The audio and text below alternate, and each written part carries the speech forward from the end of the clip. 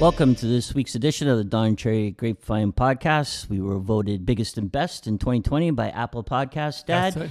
And Dad, we're going to do something. We usually don't do something like this, but I remember it was mid-April. Carey Price was in net.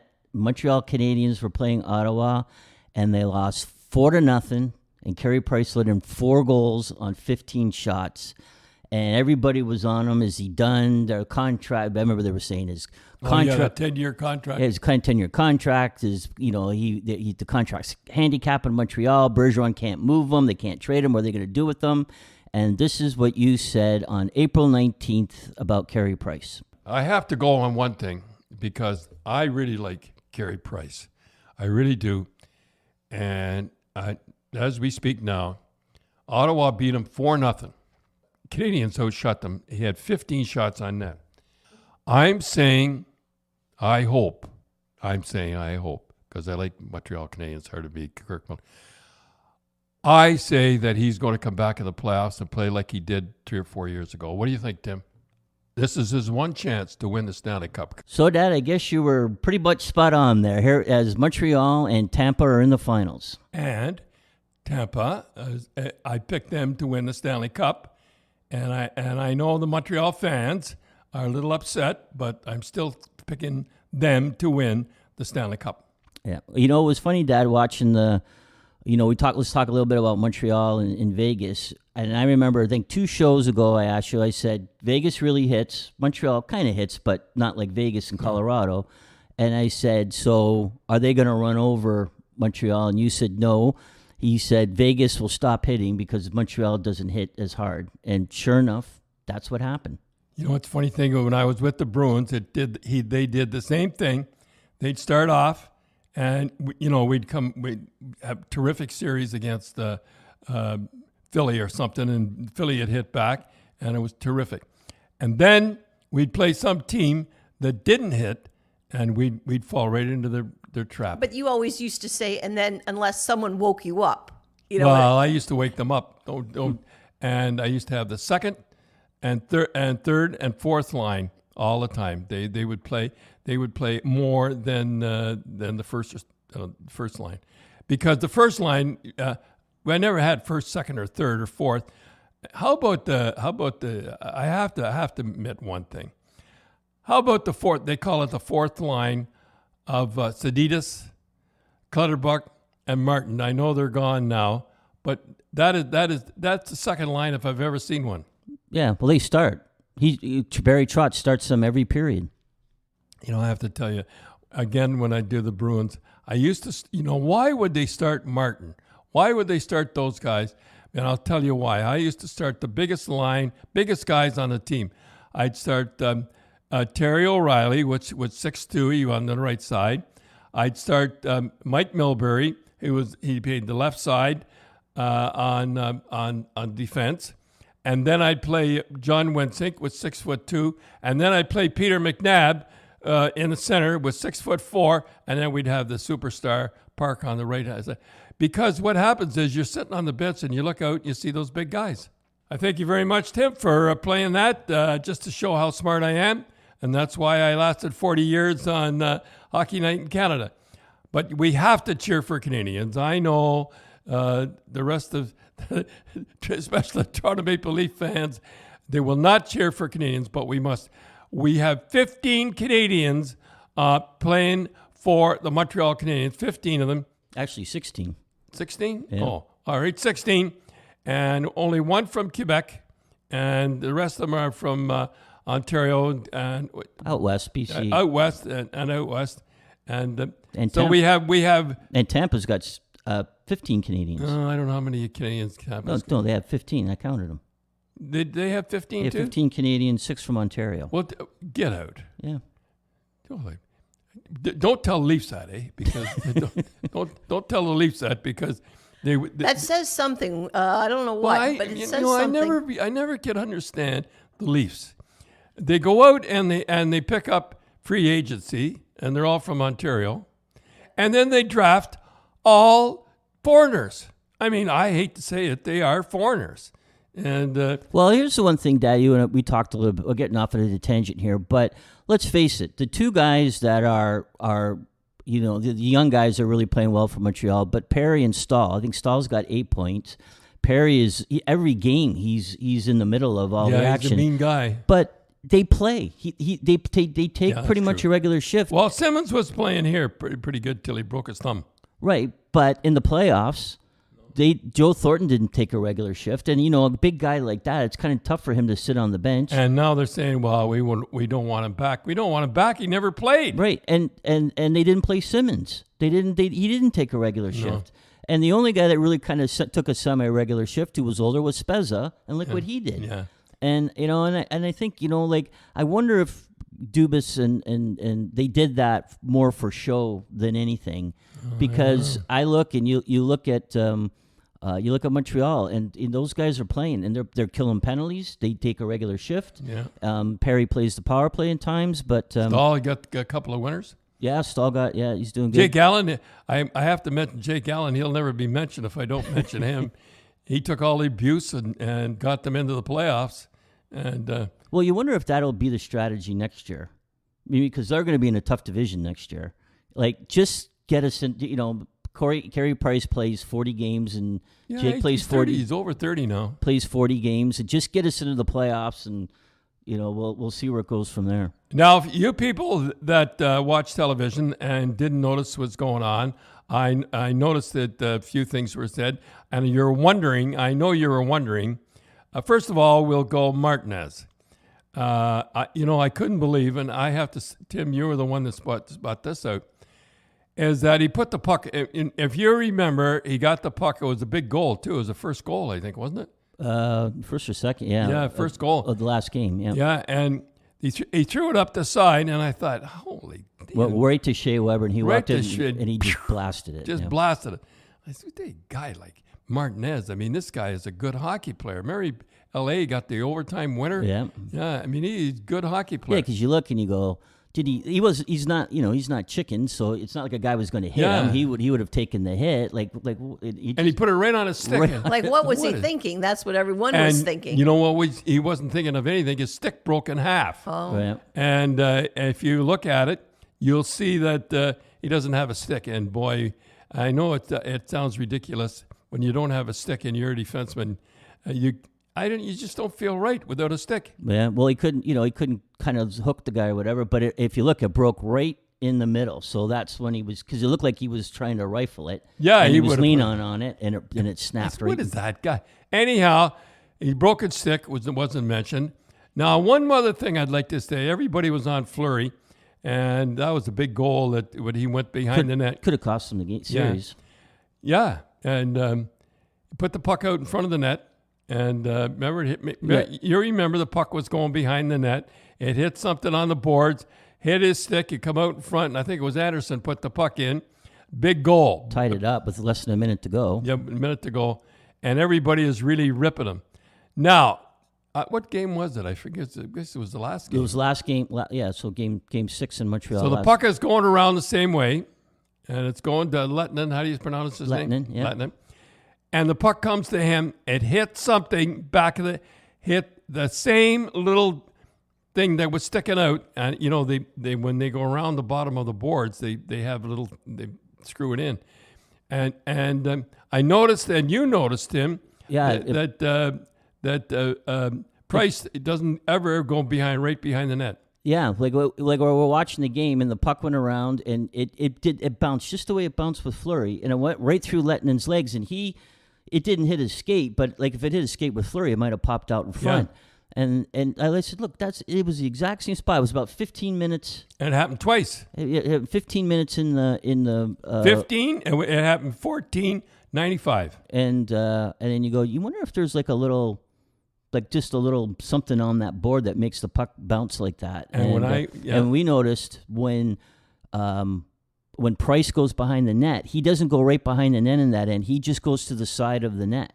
So I'm wondering if he knows that it has a weird bounce there and doesn't commit himself. Was that in Montreal? Was it in Montreal? So he knows the boards better than the visitors goalie. Yeah. When I go on the road, I'd stay out after and just shoot the puck around the boards and glass. And if there was a piece of stanchion, as they said, sticking out or something like that.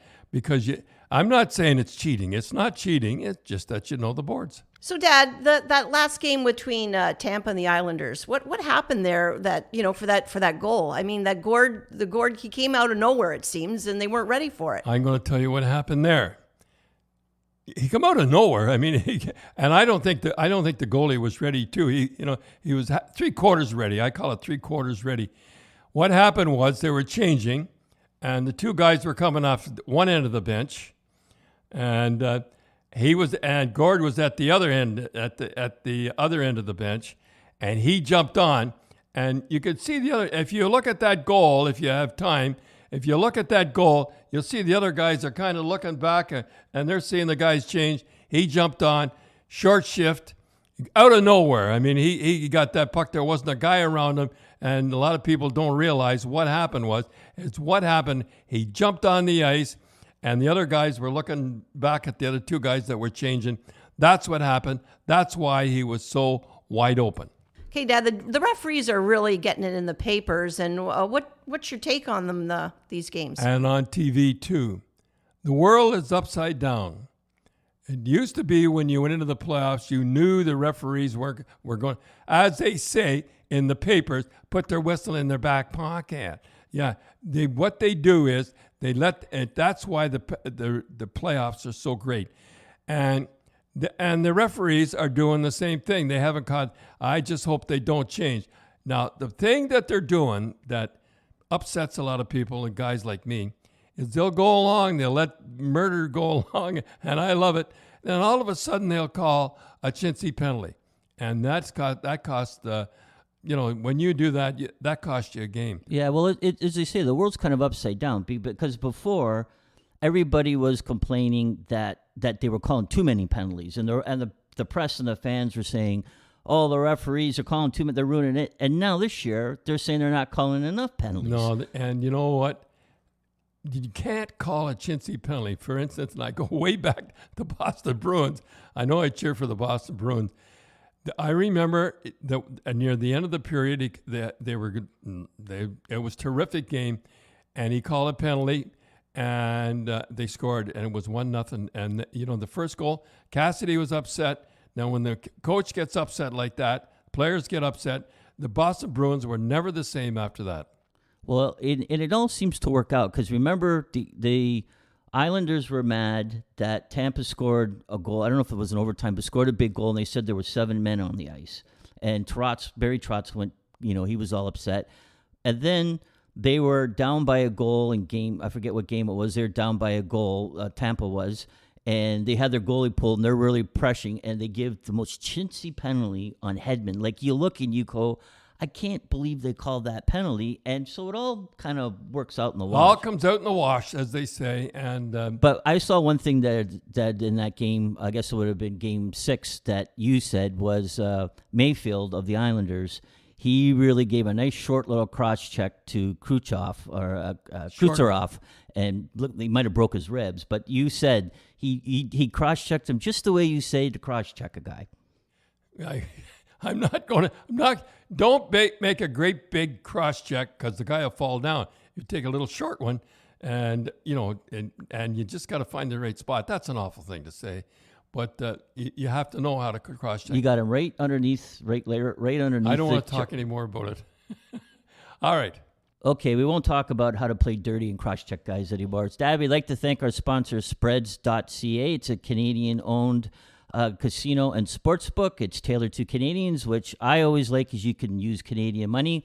Use the promo. And it stays here. The money stays here. Right. And use the promo GRAPES, and they'll match your first deposit up to $500. You get a bunch of spins on the big wheel to win some big dough. And then on your first sports bet, they'll spot you $25. So I'll tell you one thing. If you would have bet Montreal at the start of the playoffs and put $100 down, you'd be getting about $10,000 back if they win. Tell him it's Tim. A guy wants to make a bet, and he doesn't. He's a dumb like me. How does he get spread, and how does he get in contact with them to make the bet? Well, you got to go on the internet and you go www.spreads.ca, and then you go sign up, and then you go in and you sign up, and it tells you what to do. and then deposit, and you deposit the money into your kitty, I guess, that's holding there, and it tells you how much money you have that you put. And then you go to sports, and then they have every sport you can think of, every sport that you can bet on. And then you would hit NHL hockey, and you can bet on the games. You could bet on who's going to win the series. And then they have unders and overs, and then they have prop bets. So you can bet, Montreal's going to win in regulation. Montreal's going to win in overtime. Who's going to score? First goal? Do they have the first goal? Race to 3. Who's going to get the first 3 goals? Or who gets the goals 3 first? So all that stuff. But if I was betting, I would bet the under and over is always 5.5. So I would bet that. So meaning that. Is a team's going to score 6 goals, or are they going to score 5 goals total? So I would bet with the 2 goalies in the finals, I would bet under. Yeah, you're telling people how to bet. Yeah. Oh, that's good. The 2 good goalies. So okay, Dad, who are you saying? Who you pick them? You said you're picking. I at the start, you played something at the start. I picked Tampa to win the Stanley Cup at the start, and I'm still sticking with Tampa, and I'm sure they win. I'm not saying that Price will play bad, but Tampa's too. They know how to win, and Khrushchev, I don't know. He must have froze him up and everything. He was there, but he got a little rest. I think he'll be okay. So, Dad, there was some very sad news for the hockey world and for the Cherry family. Rene Robert passed away. Yeah, and he sure liked the family. He was at the family all the time, and you were one of his favorites, didn't he? Well, I remember he was one of Blue's favorites, yes. too. I remember he used to come in all the time, and Blue wasn't the friendliest dog. I mean, she picked and chose who she enjoyed, whose company. And I remember Rene would come in, and they would just smother him with kisses. I don't know. I think it must have been. I started to think it was Blue his was a female. Yeah, Blue is a female. Yeah, but Rene always smelled well, so I think it might have been the he looked aftershave. good, So too. one time he came over with a bunch of friends over, and he called Blue, and he snapped his fingers, which was a big mistake with Blue. You don't snap your fingers, right? And then she didn't come. She just looked at him, and he snapped, and he walked away and sort of embarrassed Rene. Oh, wait, Blue, what's the matter? It was Blue like me anymore. I said, yeah, no, it was snap funny. Your fingers. It was funny. And I He's a great remember, guy. I remember Blue looking at me and says, "Who the is this guy think he is?" Snapping his fingers at me and turned around and walked back. I think I mentioned that before in our movie when Jared Kiso, who played you and all that, Blue was underneath the table. There was a scene, and I was there when they were filming it, and Jared was snapping his fingers at Blue, and I said, "Oh, I got to do quality control." I says, "Dad would never snap his fingers at Blue," so they had to do the whole scene over again. I said, "Jared, don't snap your fingers to Blue." Well, Rene was he was a good-looking guy. Oh boy, was he ever! And he was on that French Connection line, and that was the big back in those days. He was so he was playing with Buffalo, French Connection, Gilbert Perreault, Rick Martin, and Rene Robert. So their 2 big years were 74, 75. That would have been our first year in Boston, and 75, 76. And those 2 years, that line combined for 577 points. I think they had like 259 goals in 2 years, that line. So they were really flying. Well, I remember, though, I think Rene, a lot of people who remember him and remember that first year, they went to the finals against the Flyers. That in the fog. And that was Lorenz. I think that was the year he hit the bat, too. Yeah, that was when I don't forget what game it was, but it was in Buffalo, and it was really humid, and it was warm out, and there was fog all over the ice, and you couldn't you couldn't see. You really couldn't see. It was right out of a movie, like it was a Stephen King movie. So I forget I think the referee was John McCauley. He'd blow the whistle, and both teams would get on the ice. And they used towels too. Yeah. And they'd skate around as fast as they could, towels. and the fog would raise up to the rafters. And then they played, you could slowly see the fog coming back down. And during that game, a bat flew out of the rafters. And who hit it? Jimmy Lorenz. Jimmy Lorenz killed it. Yeah, he killed it. Yeah, I'm sorry to say. So they called him Batman for the rest of his career. I remember him hitting the bat. And then Rene got the winner. Oh, I was standing back of the goal. And it was fog, and Perrant was in the net. Yeah. And he just let a slap shot go. Reminded me of Lafleur's shot, and just a screamer. He had two overtime winners that year. Did he? Yeah. Boy, he could really slap a puck. So, Dad, Rene played for you in Colorado. Yeah, he played for me in Colorado. I think it was we traded him for John Van Boxmeer. They needed a defenseman. I think he ended up John Van Boxmeer going to Rochester. Never played. And what happened was, I think he won Coach of the Year. Yeah, he ended up coaching. He ended up coaching. So John Van Boxmeer. Anyhow, we had Rene, and this floater of floaters got knocked out, and he was knocked cold.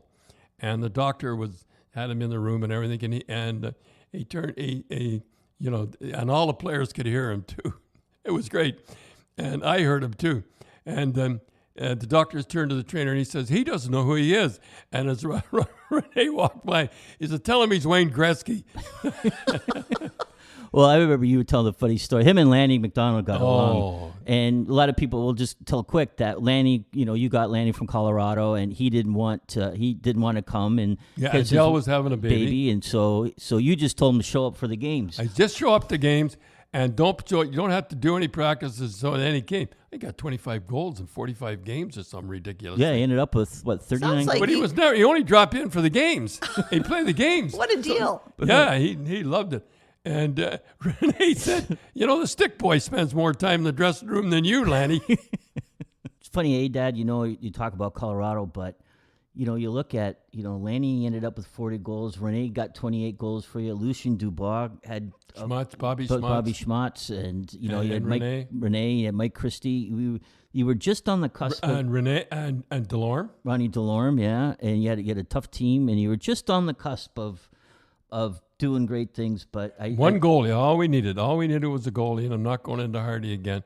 But I got one more story to tell about Rene. He would tell you what a good friend he was, and when I got fired by Colorado, I come here to Toronto, Mississauga, and I couldn't get a job. It was times were tough, and I remember Mike Murphy was with Molson's Brewery, and he was a dear friend of Rene's, and I know Rene went to Mike Murphy, who went to Molson's, and got me to do the banquets. I wasn't making much money, but I'll tell you one thing, it sure helped the family.